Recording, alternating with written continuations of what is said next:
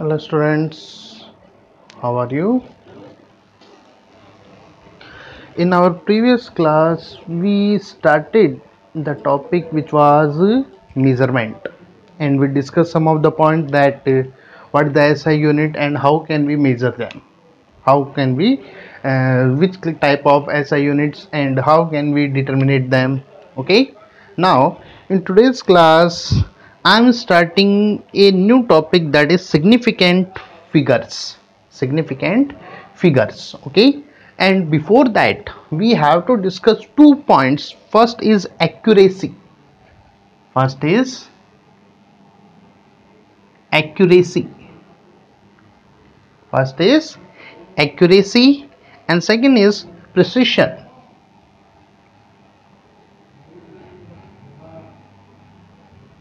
First is accuracy and second is precision. इनका means क्या है? एक्यूरेसी का मीन्स की अपन बात करें तो एक्यूरेसी का मीन्स जो होता है, it is the correctness of measurement. ये क्या है? करेक्टनेस ऑफ मेजरमेंट, यानी कि जो हमने मेजरमेंट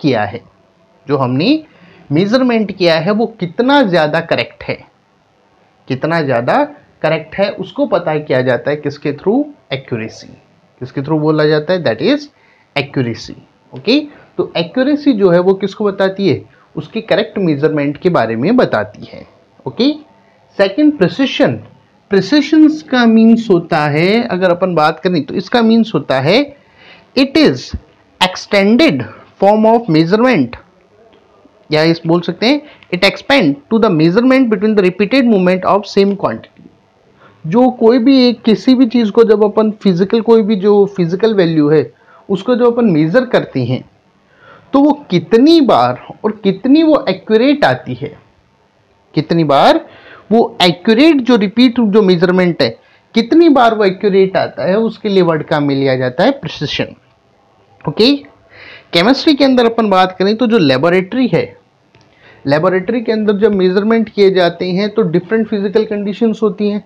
जैसे कोई भी लेबोरेटरी है तो इंडिया के अंदर उसको मेजर किया जाए तो यहाँ टेम्परेचर ह्यूमिडिटी कंडीशंस अलग है, किसी फॉरेन कंट्री में मेजर किया जाए तो अलग है, या इंडिया की अलग अलग पार्ट्स में किया जाए तो अलग अलग है. इवन एक ही लेबोरेटरी के अंदर अलग अलग साइंटिस्ट वर्क करते हैं तो वो उस इंस्ट्रूमेंट को अलग अलग तरीके से हैंडल करते हैं, तो उनका वैल्यूज में वेरिएशंस आते हैं. इवन एक ही पर्सन उसे या उस यूनिट को जब मल्टीपल टाइम जब उसको रिवाइज करता है उस एक्सपेरिमेंट को, तो वहां पर भी उसको डिफरेंसेस देखने को मिलते हैं. यानी कि अपन बोल सकते हैं कि जो मेजरमेंट जो है उसमें हमेशा कुछ एरर और कुछ अनसर्टेनिटी रहती है. जो मेजरमेंट है उसमें हमेशा क्या रहेगा? कुछ एरर्स और कुछ अनसर्टेनिटी यहां पर रहती है. Okay, clear? और उसका रीजन क्या होता है? मेजरिंग इंस्ट्रूमेंट्स और जो कंडीशंस हैं उनके कारण से क्या आता है? मेजरिंग कंडीशंस यहाँ पर अलग अलग है या मेजरिंग इंस्ट्रूमेंट्स के डिफरेंसेस के कारण से ऐसा आता है. इसको दूर करने के लिए, यानी कि एक्यूरेसी क्रिएट करने के लिए सिग्निफिकेंट फिगर्स या सिग्निफिकेंट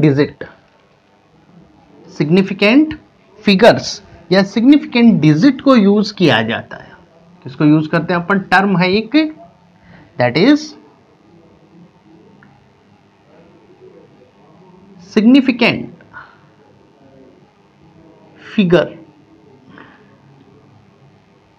सिग्निफिकेंट डिजिट लिख लेते हैं, कोई प्रॉब्लम नहीं है. Significant digits. Okay, significant digits, या जिनके लिए अपन बोल सकते हैं सिग्निफिकेंट फिगर्स. चलो फिगर्स भी लिख लो क्योंकि कई बार वर्ड ये भी आ जाता है. इनका यूज किया जाता है. Okay, clear? ये जो है जितनी ज्यादा किसी मेजरमेंट में जितनी ज्यादा सिग्निफिकेंट फिगर्स होती हैं या सिग्निफिकेंट डिजिट्स होती हैं, वो एक्सपेरिमेंट या वो वैल्यू उतनी ही ज्यादा एक्यूरेट मानी जाती है. यानी कि ये एक्यूरेसी का एक तरीके से पैरामीटर अपन बोल सकते हैं. क्या बोल सकते हैं इसको अपन? Parameter of accuracy. ओके, अब है क्या इसकी बात करें? अगर किसी भी जो हमें डाटा मिला है या जो एक्सपेरिमेंट का जो रिजल्ट है उसमें जो मीनिंगफुल नंबर्स हैं, उसमें जो मीनिंगफुल नंबर्स है। अब पहली शर्त क्या है, मीनिंगफुल नंबर्स के लिए पहली शर्त क्या है कि मेजरमेंट एक्यूरेट होना चाहिए। If measurement is accurate, if measurement is accurate then it's meaningful numbers are called significant figures. तो यानी कि अपन बोल सकते हैं these are meaningful numbers of accurate measurement. Accurate measurement के ये मीनिंगफुल नंबर्स होते हैं। Got it? अंडरस्टैंड? क्लियर? कोई भी जो हमें वैल्यूज मिलती हैं, कोई भी जो रिजल्ट मिलता है, उस रिजल्ट में जो सिग्निफिकेंट फिगर्स जो हमें मिलती है, उन सिग्निफिकेंट फिगर्स में जो जितनी भी वैल्यूज हैं एक को छोड़कर वो अनसर्टेन होती है, बाकी सारी की सारी कैसी होती हैं? सर्टेन होती हैं। सिग्निफिकेंट फिगर्स में जितनी भी वैल्यूज अपने को मिलती है, जैसे मैं एक सिंपल सा एग्जांपल ले रहा हूं दैट, तो इसमें ये वैल्यू, ये वैल्यू, ये वैल्यू और ये वैल्यू, ये जो वैल्यूज हैं ये होती हैं हमेशा सर्टेन, जबकि ये लास्ट वाली वैल्यू जो होती है ये होती है अनसर्टेन। अच्छा, सिग्निफिकेंट फिगर्स कितनी है इसमें? अगर अपन सिग्निफिकेंट फिगर्स की बात करें तो 1 2 3 4 सिग्निफिकेंट फिगर्स है, जिसमें से 3 तो है सर्टेन और 1 हमेशा क्या रहेगी? अनसर्टेन। 0.4 सर्टेन नहीं है, लास्ट डिजिट कभी भी सर्टेन नहीं होती। सिंपल सा एग्जांपल लेकर इसको अपन क्लियर कर सकते हैं। ये 4 सर्टेन या डिफाइंड नहीं है, क्योंकि इसमें वैल्यूज में चेंज हो सकता है। कैसे? 163.394 आंसर है कोई हमारे पास, ओके, और एक आंसर है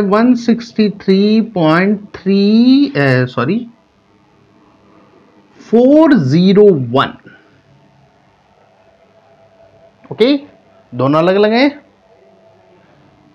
अगर मैं इसको राउंड ऑफ करके 4 डिजिट में लाना चाहूं तो यहां पर जब इस 4 को एलिमिनेट करेंगे तो यहां पर कोई फर्क नहीं पड़ेगा, क्योंकि राउंड ऑफ का आप रूल जानते हैं। अगर वैल्यू 5 या 5 से ग्रेटर देन हो तब उसको जब राउंड ऑफ किया जाता है तो उससे पहले वाली वैल्यू में +1 किया जाता है, 5 या 5 से ग्रेटर देन। तो 4 है तो उसके एलिमिनेशन का कोई फर्क नहीं पड़ेगा। यानी कि अगर मैं इसको राउंड ऑफ करूं तो 163.39, नो चेंज। अब इस 9 को मैं राउंड ऑफ करूं तो ये ग्रेटर देन 5 है, इसलिए मेरे को एक वैल्यू प्लस करनी पड़ेगी, तो आंसर कितना हो जाएगा? 163.4। इसमें बात करें, इसको राउंड ऑफ करूं, ओके, या इसको 1 कर लेते हैं अपन, 0 कोई फर्क नहीं पड़ेगा। राउंड ऑफ करूं कोई फर्क नहीं पड़ेगा, तो ये रह जाएगा। इस 1 को राउंड ऑफ करूं तो ये भी लेस देन 5 है, तो इसमें भी कोई फर्क नहीं पड़ेगा। तो दोनों ही 4 डिजिट में लाने पर तो आंसर सेम है, लेकिन क्या एक्चुअल में ये सेम थे? क्लियरली दिख रहा है they are not same, but यहां पर आने पर अपने को सिमिलरिटीज यहां पे मिलती है।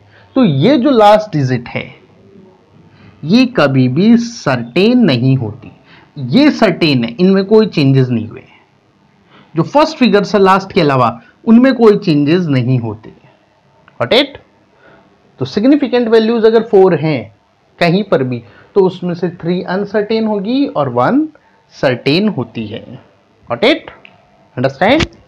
अच्छा, अब पॉइंट आते हैं कि रूल्स ऑफ सिग्निफिकेंट फिगर्स की कितनी सिग्निफिकेंट फिगर्स हैं, या किसी भी जो डाटा है उसमें सिग्निफिकेंट फिगर्स को कैलकुलेट करने की कुछ रूल्स हैं, तो उनके लिए अपन बात कर लेते हैं।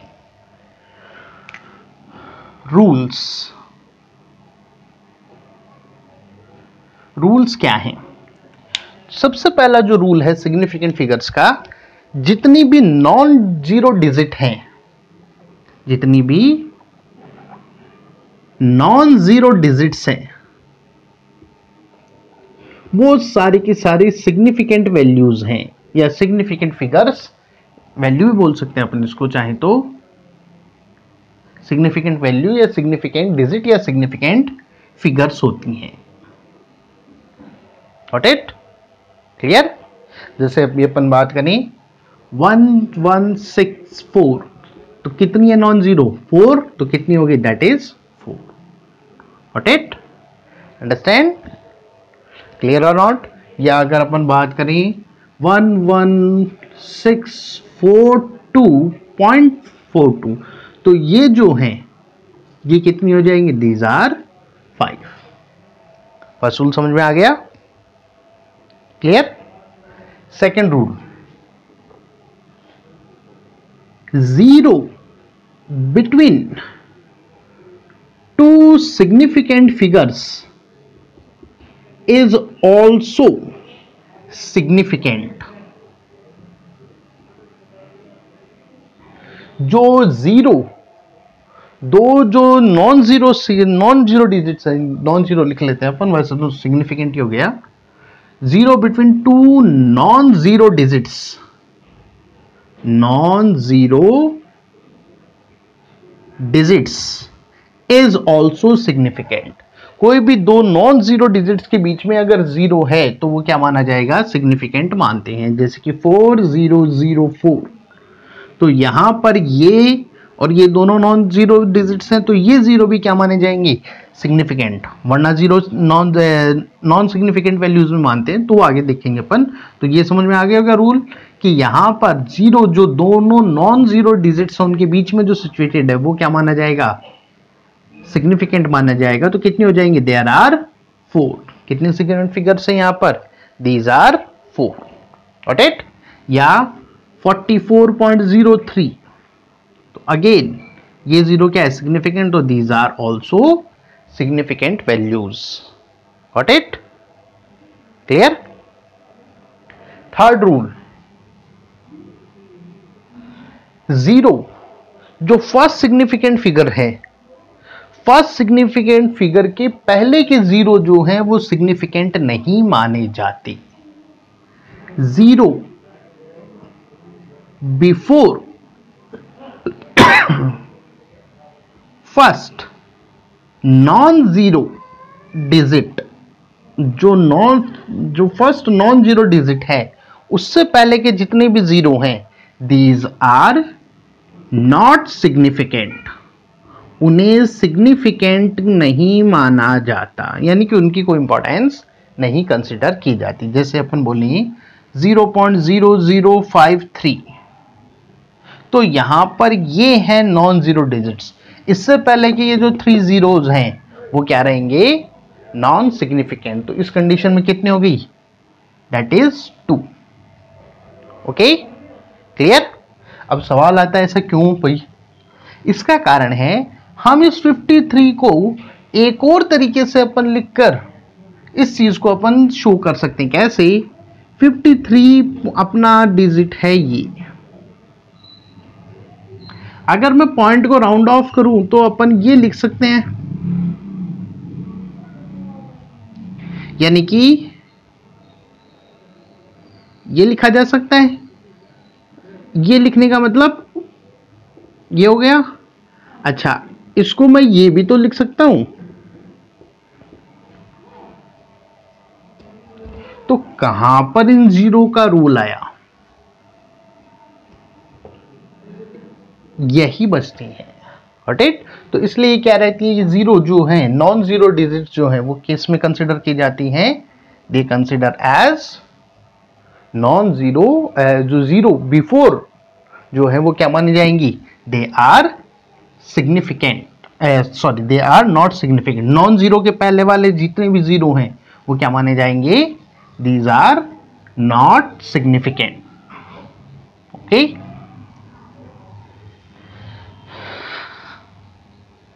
नेक्स्ट जो रूल आता है यहां पर, 3 रूल्स तो अपन ने डिस्कस कर लिए। फोर्थ जो रूल आता है, फोर्थ रूल आता है यहां पर जो डेसिमल के बाद की, फोर्थ रूल जो है डेसिमल के बाद में, जीरो आफ्टर आफ्टर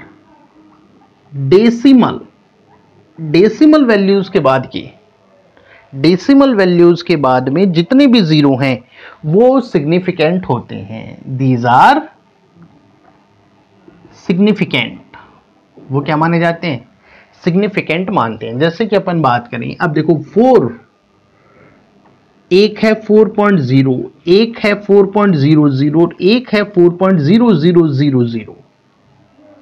मैथमेटिकली तो चारों एक ही हैं, लेकिन अगर अपन बात करें तो ये चारों चीजें अलग अलग हैं। इसके अंदर सिग्निफिकेंट वैल्यू है 1, इसके अंदर पॉइंट के बाद का ये 0 सिग्निफिकेंट माना जाएगा 2, ये 3 और ये 4।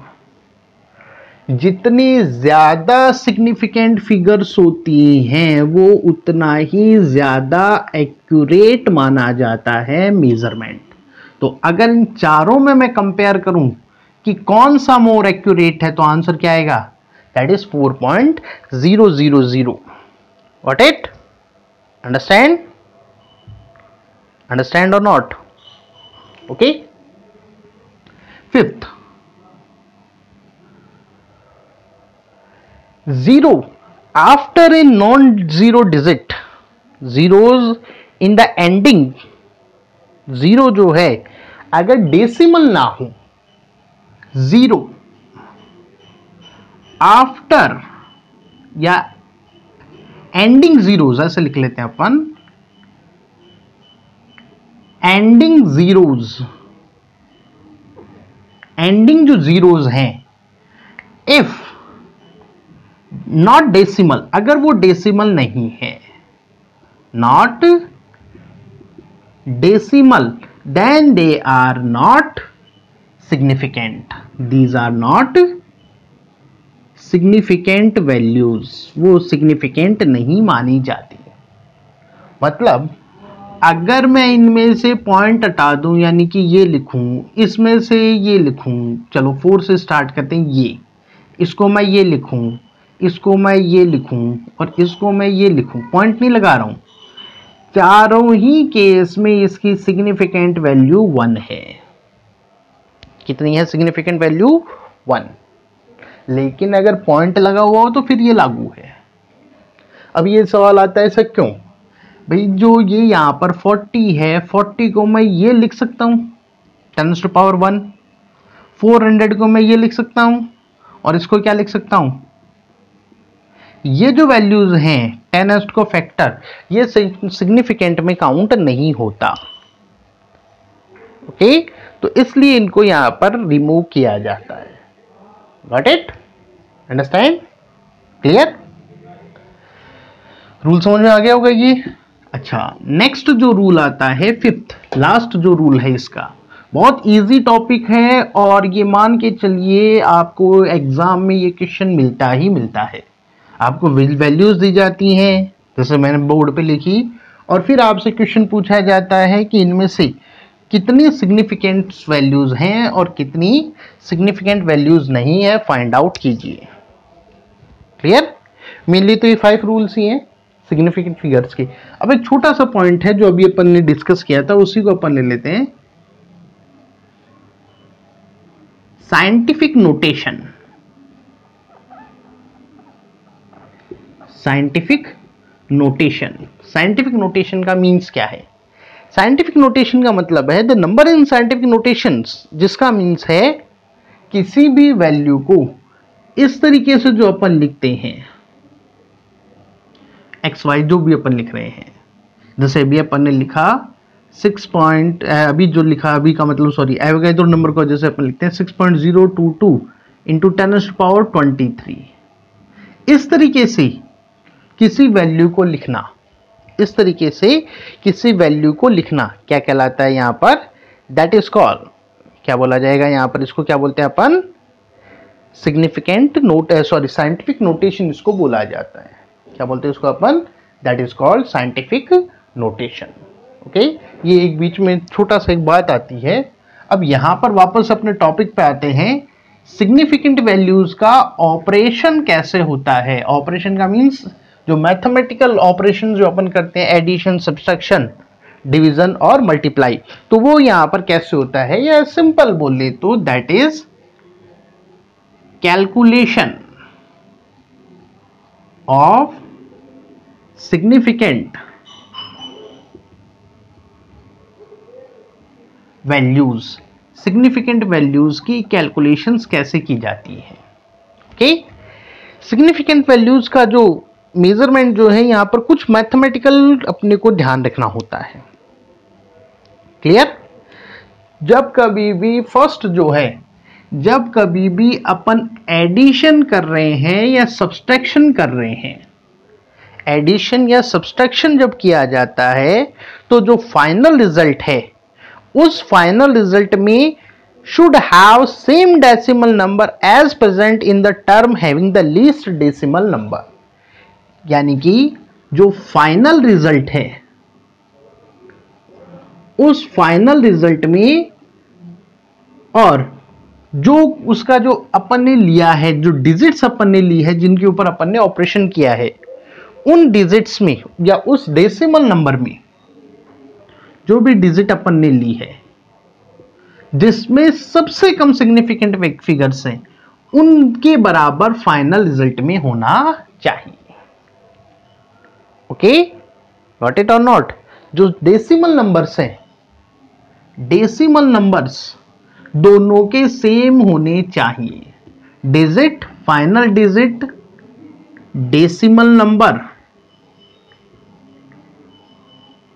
should have same as digit having minimum decimal number। जिस डिजिट में मिनिमम डेसिमल नंबर है उसके बराबर होना चाहिए। फर्स्ट रूल ये है। Got it? अंडरस्टैंड? जैसे अपन इसको थोड़ा सा समझते हैं। मान लीजिए 3.52 के अंदर मेरे को ऐड करना है 3.4। 3.52 के अंदर मेरे को क्या करना है? एडिशन मेरे को करना है 3.4 का। अब यहां पर ये दोनों जो डिजिट है इसमें सबसे कम डेसिमल किसमें है? यहां पर कितने हैं? That is 2 decimal. 2 decimal values हैं। तो मेरा जो आंसर है उसमें भी कितनी होनी चाहिए? 2 डेसिमल वैल्यूज के अंदर वो आंसर आना चाहिए। और अगर नहीं है तो जो अपन राउंड ऑफ का जो मेथड यूज करते हैं उस तरीके से उसको लेकर आया जाता है।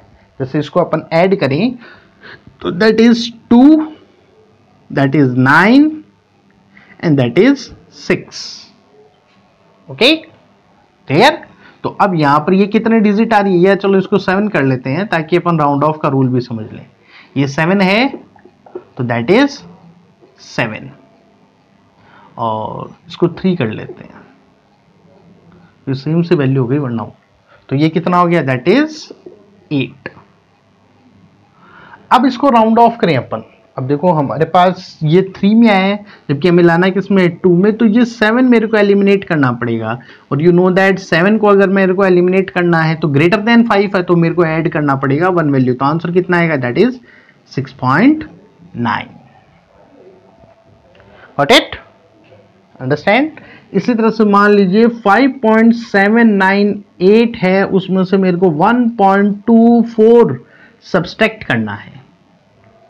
ये मेरे को सब्सट्रैक्ट करना है। तो यहां पर इसके अंदर कितनी है? 3 डेसिमल। तो मेरा आंसर कितने में आना चाहिए? 3 डेसिमल के अंदर वो आना चाहिए। सॉल्व करोगे तो दैट इज 0, 8, इसमें से निकालोगे 5, कितना बच गया? 5, 4 ये बचा शायद। हाँ ठीक। अब ये कितने डिजिट हैं? 4। तो मेरे को राउंड ऑफ करना पड़ेगा इसको राउंड ऑफ करूंगा तो मेरा आंसर कितना हो जाएगा? 4.56। Got it? तो रूल समझ में आ गया होगा डेसिमल्स का किस तरीके से किया जाता है। क्लियर? ये तो था फर्स्ट रूल जब अपन एडिशन और सब्सट्रैक्शन अपन करते हैं।